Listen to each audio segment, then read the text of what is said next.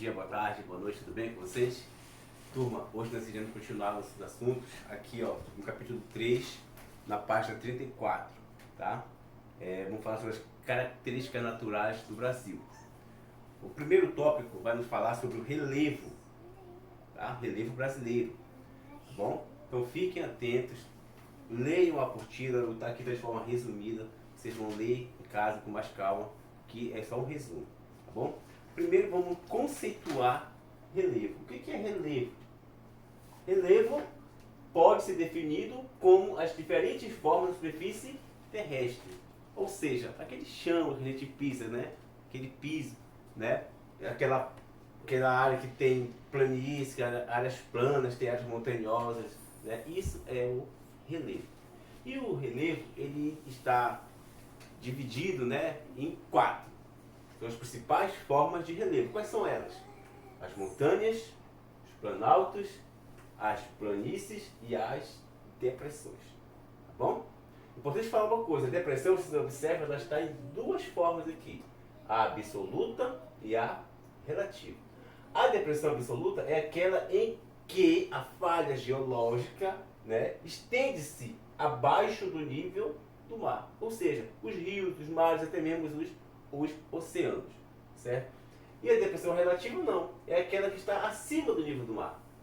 É aquela pequena falha geológica e que é caracterizada como uma depressão. Tá bom? Nós vamos ver mais resumido esses termos aqui na frente. Tá bom? Vamos lá. Bom, para nós falarmos sobre relevo, a gente tem que entender um pouco sobre a questão das placas tectônicas. Tá? Por quê? Porque as placas tectônicas, assim como os agentes externos e internos que modificam o relevo, por exemplo, o movimento das placas tectônicas, o encontro, o choque delas ou o afastamento delas vai provocar, né, uma modificação no relevo. Tá? Por exemplo, quando as placas tectônicas se chocam, o que acontece? Uma sobrepõe a outra e a outra vai subir, formando as montanhas. A Cordilheira dos Andes é desse jeito, tá bom?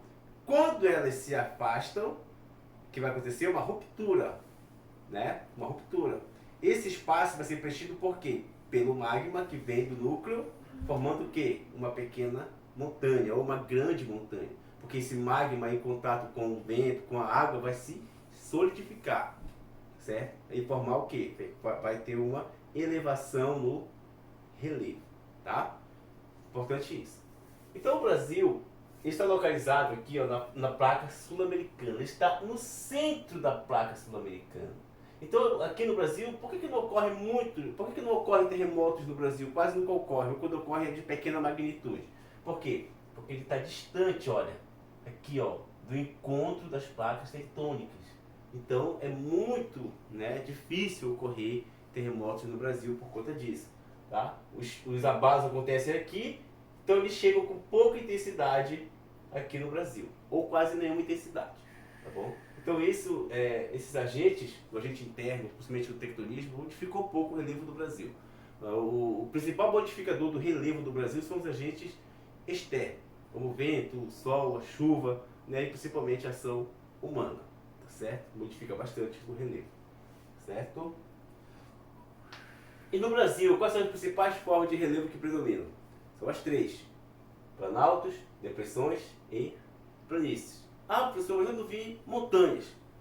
É porque no Brasil, né, o Brasil é um país, a localização do Brasil, ele é conhecido como dobramentos antigos, certo? Então sofreu muito processo erosivo. O que antes era uma grande montanha foi se desgastando com o tempo e hoje é um pequeno planalto. Então nós não temos grandes elevações no Brasil. Por isso que nós não temos grandes montanhas aqui, certo? O que predomina são o quê? Os planaltos, as depressões e as planícies. Em grande quantidade, o que existe mais em todo o território são os planaltos. Observe pela cor. Tem bastante cor relacionada aos planaltos. Depois nós temos as depressões e logo em seguida as planícies. Tá bom? A planície é em menor número. Vamos lá ver o que são os planaltos. Planalto é uma superfície com altitude elevada, com cerca de 300 metros e 50. Alguns livros dizem 200, outros 300. Vamos trabalhar com a altitude de 300 metros. Tá? Os planaltos cobrem a maior parte do território brasileiro. Está aqui, ó. Isso aqui são planaltos, ó. Tá? Elevação com o seu topo geralmente plano, chamados altiplanos. Tá certo? Então, esses aqui são os planaltos. Muito comum na região de serra do Brasil, né? Vocês ouvem falar ver televisão, a região serrana do Rio. O que é a região serrana do Rio? É uma região composta por morros, né? Por planaltos, certo? Então, é a região serrana. Depressão. O que são as depressões? São superfícies mais rebaixadas que o relevo circundante. Está aqui, ó. O relevo circundante é essa lateral aqui, como chamam de encosta. A depressão é esse buraco aqui, ó. Aqui está preenchido por água. Aqui essa depressão, você observe, ó. Olha aqui o planalto. Faz tipo uma curva, um V, um U. E embaixo aqui, esse buraco, popular buraco que nós conhecemos, são as depressões. Tá certo? E as planícies? Observe aí, ó. Denomina-se planícies as superfícies planas de baixa altitude, ou seja, baixa altura. Tá certo? E resultam de processos de deposição de sedimentos. Isso aqui, ó.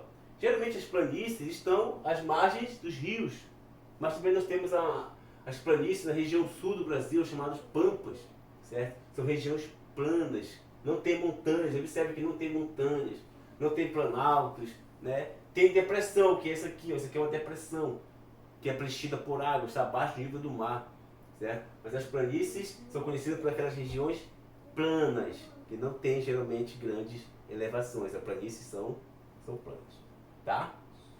Bom, pessoal, esse assunto é um pouco rápido, né? Vocês vão aqui na apostila, aqui nas páginas 37, questões 1, 2, 3, 4 e 5. Na página 42, questões de A a G, tá? Tá tudo aqui. Vocês vão responder. Qualquer dúvida, vocês entrem em contato comigo. No mais, muito obrigado. Tchau.